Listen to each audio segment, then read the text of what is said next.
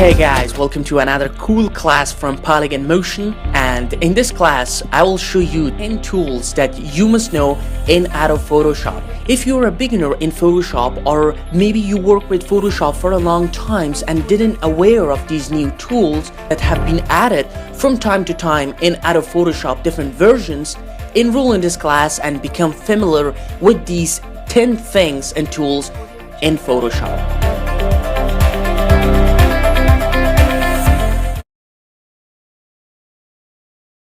Okay, the first thing that you have to know inside of Photoshop is the Save Selection and Load Selection tool. Okay, here I'm in Photoshop and I'm using Photoshop CC 2015, and it's the newer version of Photoshop. You can download trial version of Photoshop from Adobe website, and for this lesson I just opened this wallpaper. And the first thing I want to do is unlock this background. And okay, most of the time when you want to select a part of your photos, you need to apply them into other projects that you are working on them. And for example, if I select this part of my image, maybe a little bit, just showing an example,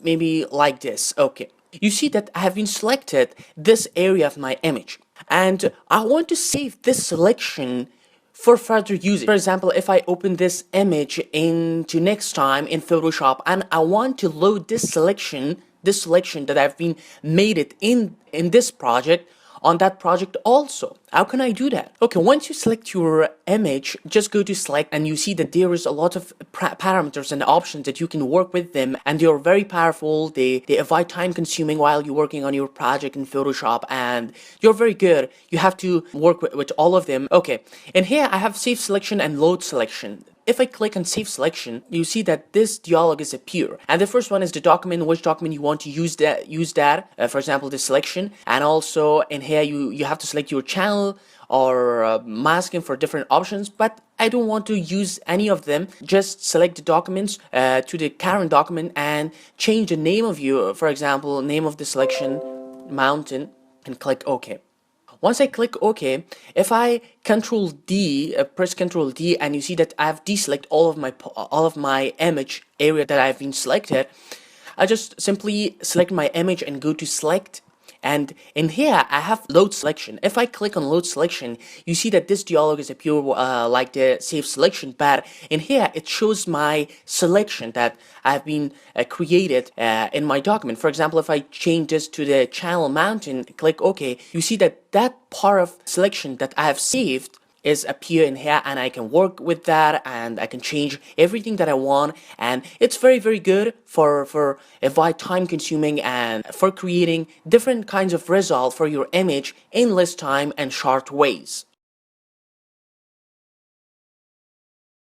Okay, in this lesson, I want to talk about how to create a perfect selection for your image inside of Photoshop. We can do that by using the regular lasso tools, polygonal lasso tools, to create create a perfect selection for ourselves, but it's very time consuming and we don't have more flexibility to create curviness and create a kind of a smooth selection around our objects. Imagine if I select this area and you see that I can select that, but the edges of this polygonal lasso tools is very crisp and we don't have any Bezier tools and we don't have any curviness to our selection. How can we do that? Okay, let's Control D that to deselect all of that areas, and I want to use this pen tools, and let's select pen tools and change this to the pad, and now let's drag this to this area. And if I drag this point, you see that I have a curve Bezier handlers that can just change the value of smoothness and curviness to my selection. And if I zoom in, create a kind of a smoothness in here, and you see that it's very perfect, very nice, and very good. I just click all of the area that I want to select like this, and also maybe this things, and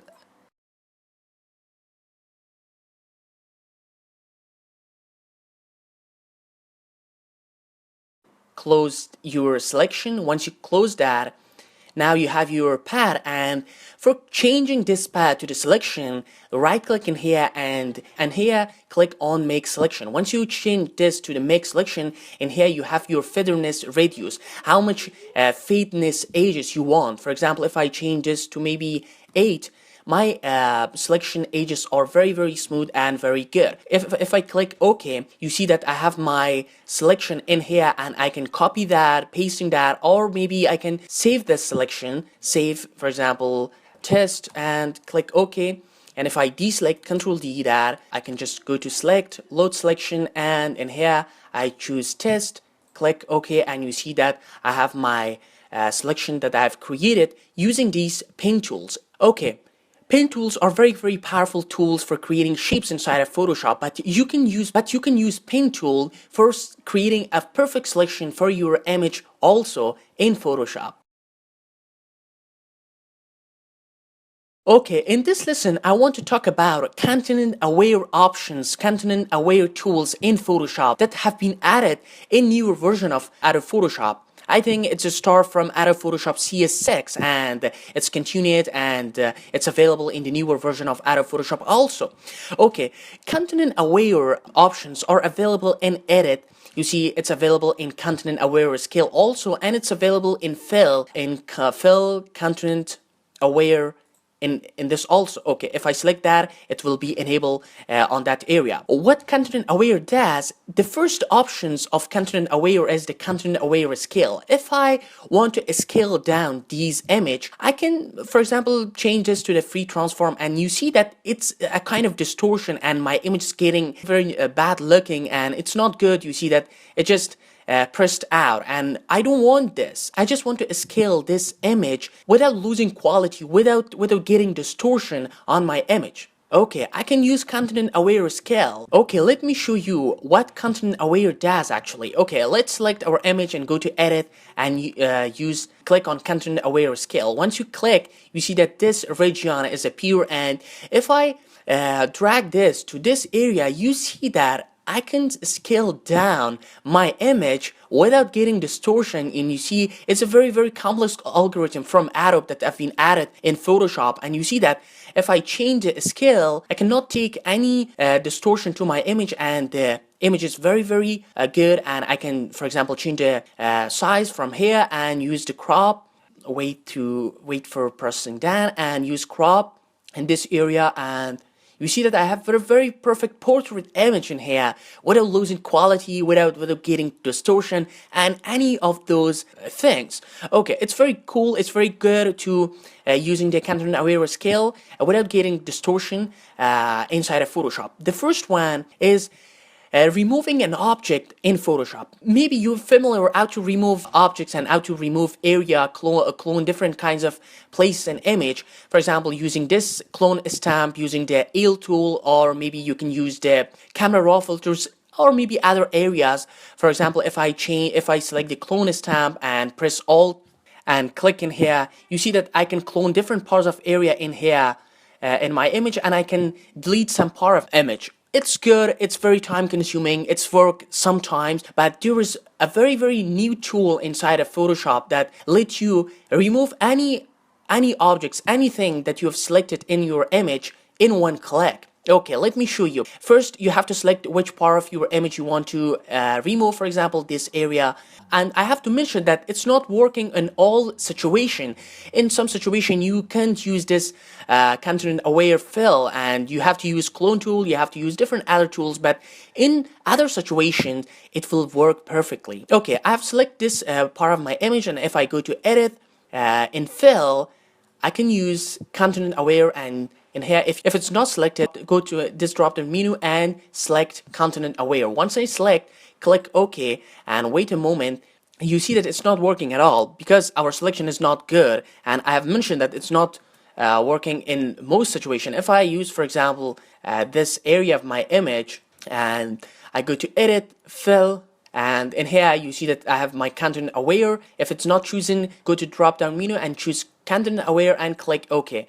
Once I click OK, you see that it's not working good, but in most situations it's working. For example, if I use this area, I select this and go to edit, content aware, and You see that it's working and changing different parts of my image, and you have to repeat this process to get a very good result. And in most image you can get a perfect result with just one click, but in this image that we have more detail, it's very complex to do all of them in one process. You see that it's working, and I can select this area. Where is this? Maybe this area, and I can do this fill and content aware, and you see it's working in these area, but we have to use other options also instead of them to perfectly remove this object. You see that I can use that. If I open another image, for example, let me open another image in here, maybe this image, and if I open this and for example I want to select this area and remove that with just one click in content aware, or maybe this area. It's good, and go to edit, fill, content aware, and you see that it just cloned one area to another area, and it's cleaned that area that you've selected. Okay, and maybe another area, maybe this tiny area in here, and click go fill and content aware. You see that it's completely gone with just one click. It's very good. It's very nice. You have to combine different other tools, for example clone stamp, heal tools, with this content aware to take a very good result on your image.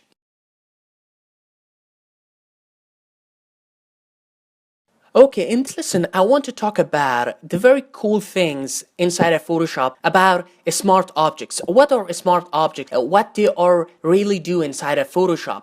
Smart objects are those objects that you can change any parameters without losing your quality anytime and anywhere. You can get a perfect result, a perfect editing option, flexible editing options inside of Photoshop. Okay, let me show you what are these smart objects. For example, if I create a rectangle in here, and maybe in this color, and if I create that, and you see that it's a shape and it's a vector based. If I want to change this to a smart object, I can just simply go select that and go in here, and in this drop down select convert to smart object. Once I click on this convert to smart object, it's now this shape is changed to smart object. And if I go in here and double click to this layer, you see that this prompt disappear after editing the content. Choose fill save to comment the changes. This will reflect upon returning to meshkin.jpg, and I will show you what this prompt means. Click OK, and now you have that shapes in different artboards, in different docs. If I, for example, create another ellipse in here and put this, let me change the color and put this in here, and once I save this file and save in here, if I go to this JPEG, you see that changes without any other art efforting is applied to this smart object, and it is the benefit of the smart object that you, when you're working, for example, if you're a UI designer, you're working on multiple artboards, multiple documents inside of Photoshop, you have to use the smart objects without copy pasting, without any other art efforting. It just avoid time consuming while you're working, while you're creating your things inside of Photoshop. For example, I can change any things that I want.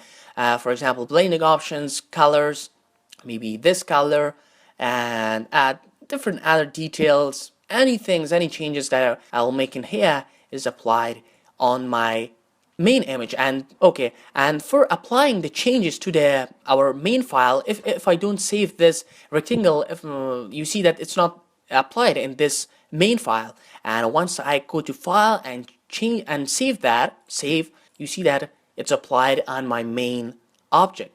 Okay, the first thing that I want to talk about is a smart filter. What are those smart filters that I want to talk about? Smart filters are those filters that we can change different parameters after we apply that filter on our image. For example, if I add a normal filter, select this image and go to filter, blur, Gaussian blur, and if I add this, you see that I will apply that on my image, and after I working on different other things, I can undo that, I can't undo that, and I don't have any options. For example, adding this blur just in this area, I can do that. We can do this with mask also, but it's very time consuming.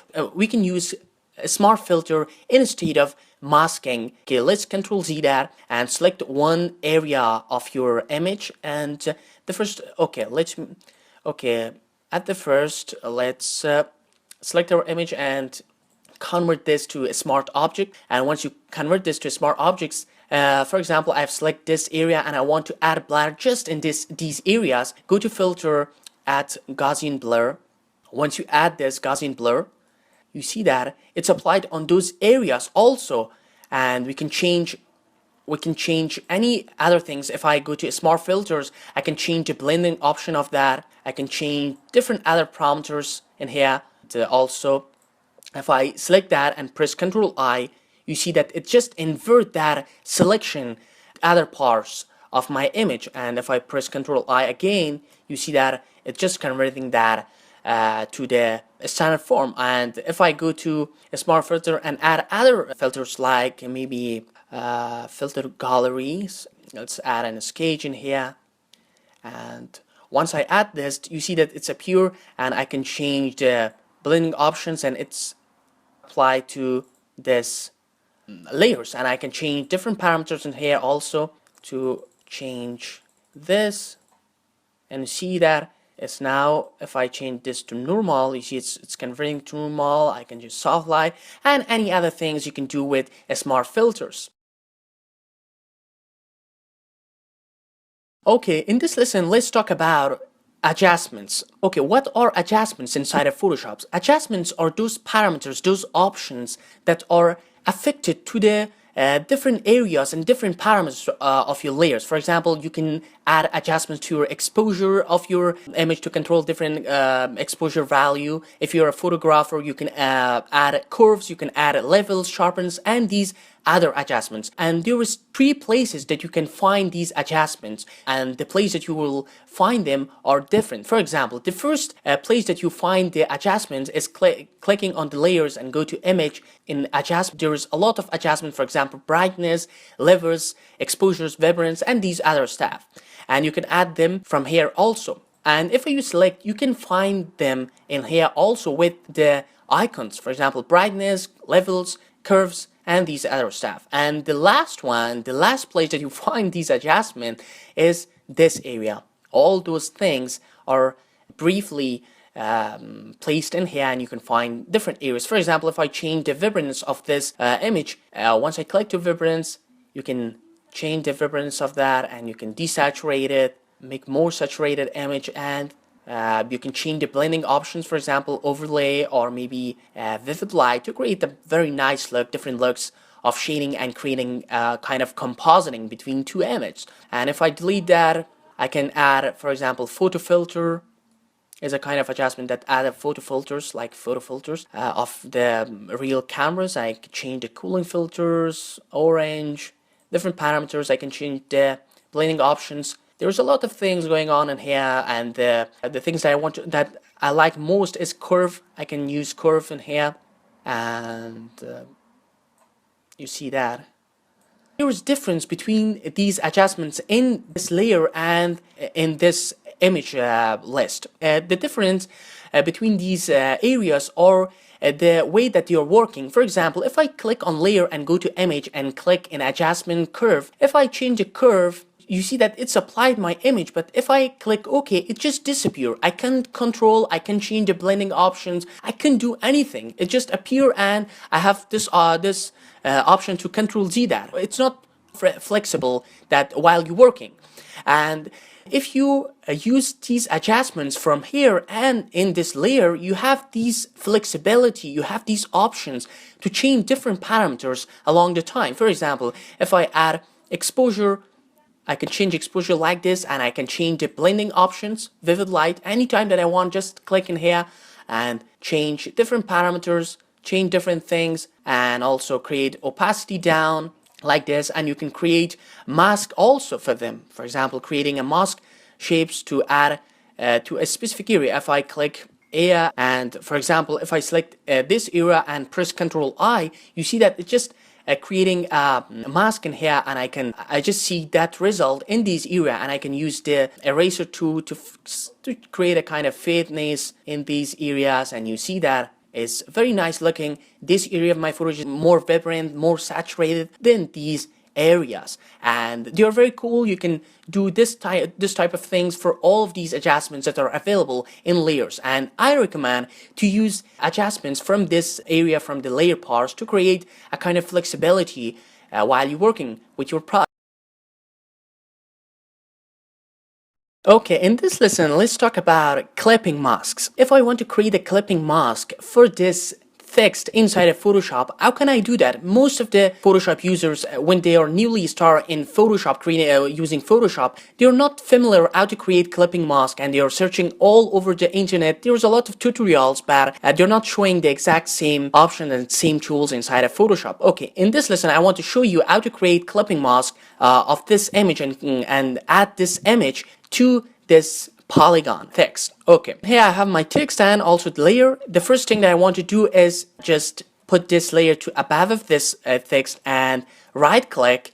And here I choose create clipping mask, and once you choose creating clipping mask, you see that that image is applied to my text, and I can change different parameters. I can change the areas that I want to see inside of text, and it's very cool. It's very easy, just with one click. And if I go to text and change, for example, my letters, maybe polygon none, maybe here motion, you see that it's very dynamic, and it just adding those image to my motion text. And you can create a very nice effects with this clipping mask options inside of Photoshop, and you're very cool.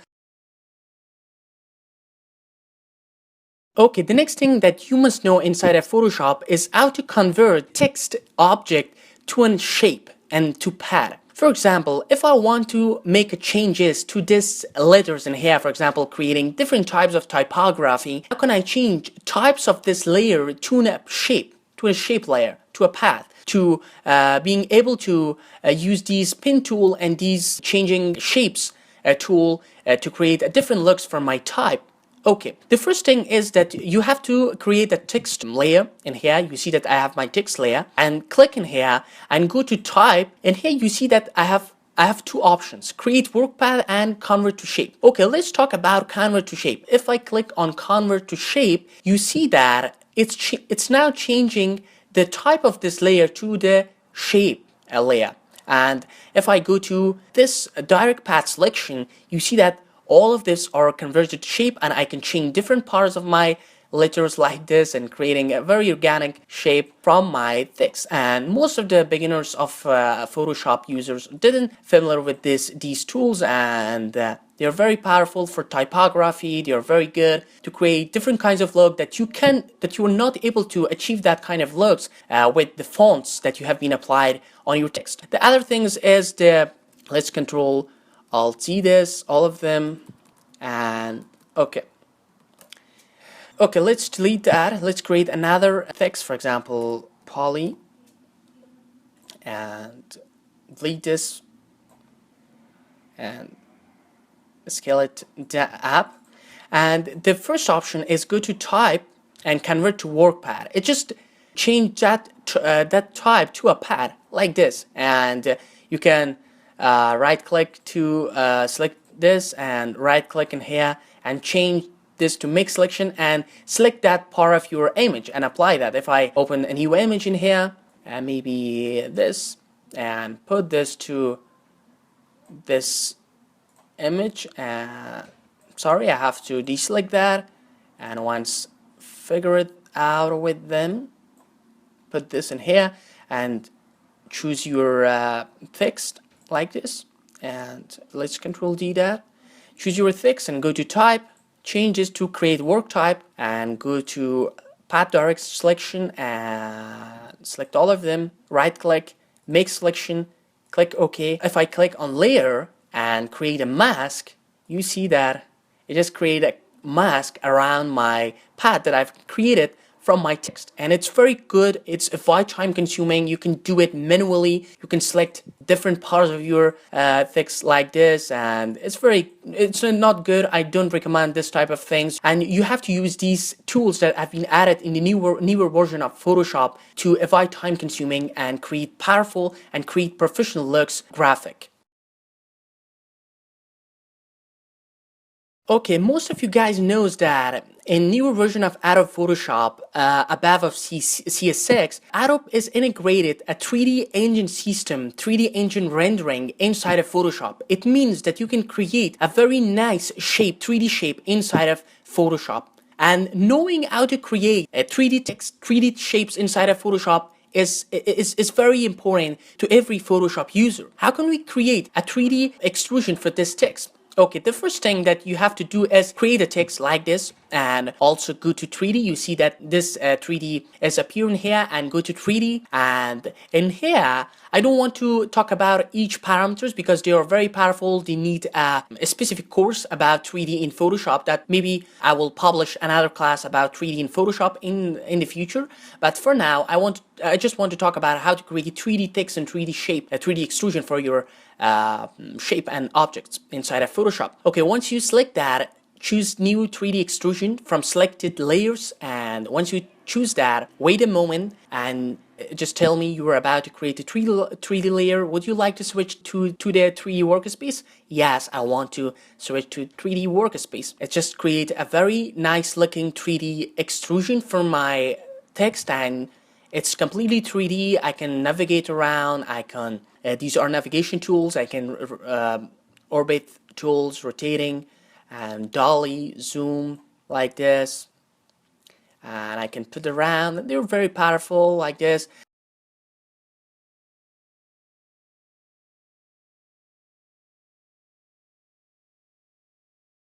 And in here I can change my extrusion value and amount like this. I can change the text color.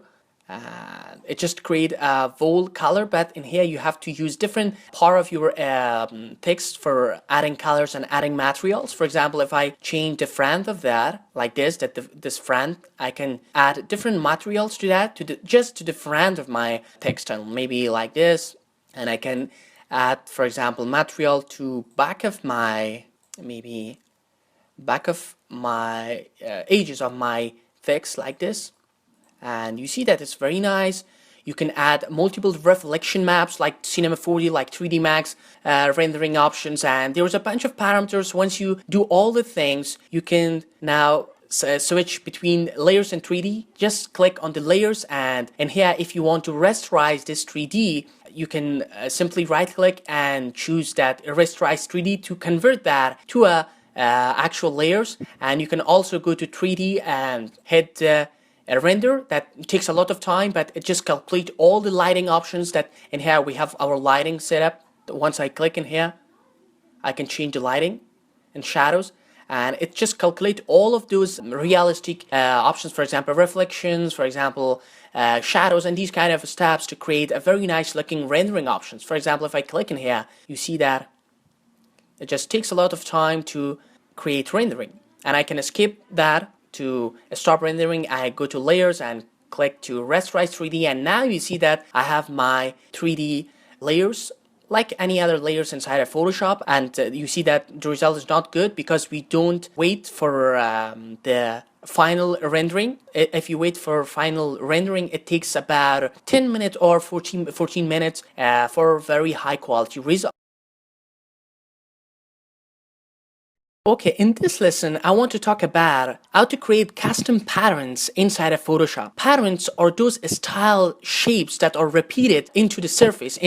For example, you see patterns like this checker. You see that it just repeated with just one shape and these two cubes, and it's created kind of patterns alongside of this surface. And you can see patterns on the backgrounds of websites, on the printed image. Just for backgrounds, most of the graphic designers use patterns for creating a very nice looking backgrounds, a very nice looking objects, shapes, and these kind of stuff. And creating custom patterns inside of Photoshop. Imagine we want to create a patterns from this shape that we have created with this shape tools. And once you create your shape, select the shape and go to edit. And in edit you see that define patterns. Once I select define patterns, this dialog is appear, and I can change the name of this, for example, maybe new patterns, and click OK.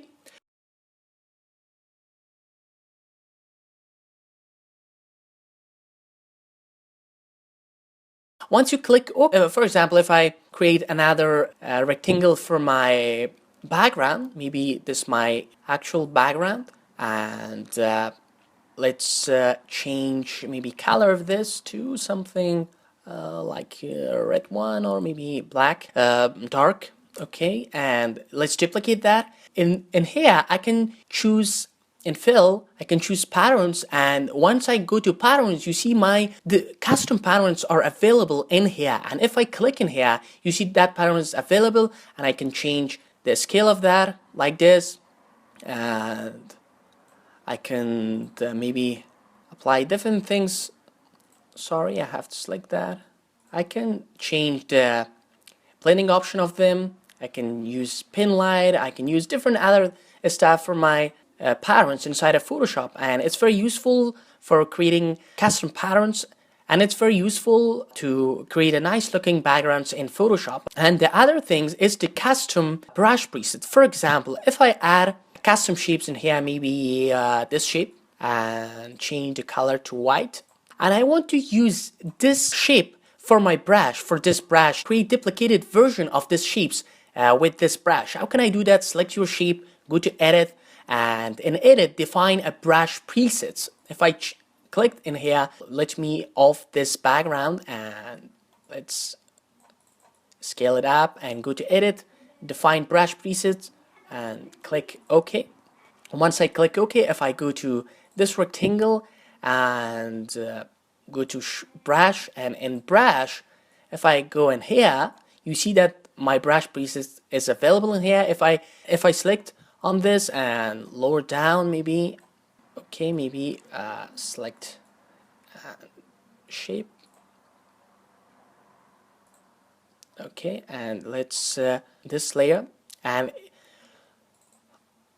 unlock this, and if I change this, you see that it creates a very nice looking brush strokes alongside of my shape. And if I Ctrl Z that, I can change different parameters of that. For example, if I go to, you see that, scale it up, and if I change this like this, and see, if I go to brush, I can use scattering options, count jitters, and also shape dynamic, size jittering, minimum details, all these other shape and brush parameters. And also let me count this, count jitter, and maybe other noises and scatter. If I now create brush, you see that my shape is duplicated alongside of my brush, and I can use this for creating thousands of this object in just one click. It's very good, it's very nice, and very important for you to know how to create custom patterns and custom brush presets inside of Photoshop. Okay, the last thing that you must know inside of Photoshop is the Camera Raw filter. Okay, if you're a photographer and use Photoshop to create and adjust your photos, this tool is very, very important for you. For example, if I go to filters and choose Camera Raw filter, and there is a bunch of options in here that lets you adjust different options and different parameters of your image. Or most of photographers are captured photos in raw format, and if your photos are raw in raw formats, as you know, as you see that the name of this filter is Camera Raw, it's work a lot better with raw image. If you have raw image and uncompressed version of your image, you can adjust these temperatures and these exposure, these options like the camera sensor, and they are using all of your raw information to adjust different parameters in your footage. And it's also work with unraw and compressed footage also, like this image, this JPEG image. You can, for example, change the temperature of that, maybe like this, and you can tint it, changing this exposure, you see, and contrast, light. You have shadows to control the amount of shadow on your image, and whites, you have black, and also clarity of your image, blurring and sharpening. And there's a bunch of other parameters like curviness, like amount of sharpness, and different convert to grayscale, and different other lens correction you have. You can correct the lens if you have distortion, lens distortion, for example. You can use white. If you have used a white angle lenses, you can correct the lenses and change the chromatic aberrations and these kind of photographic stuffs. And here you can use different parameters, for example, navigating to different area of your image like this, toolbars, and you can eyedrop a white balance tool in here. You can eyedrop a color, and then that color is applied as a white balance. For example, if I click in here, you see that the whole image white balance are set up according to that color that I've been selected on my image. And I can change the target adjustment. For example, you can use different parameters, for example, creating an adjustment here in just one part of your image.